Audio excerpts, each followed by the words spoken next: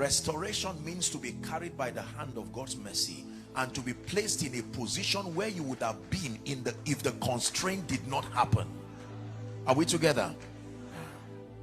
So if the devil hijacks 2, 3, 4, 5 years from your life, when that resistance leaves, it is not restoration. That now you can start from where you were kept.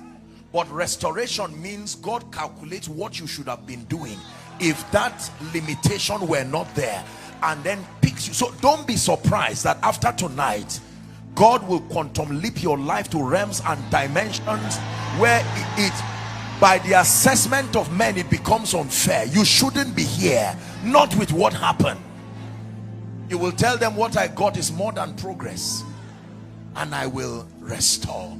Only God can restore time, because as you will be learning, the zenith of dominion is not dominion over things, it's dominion over time.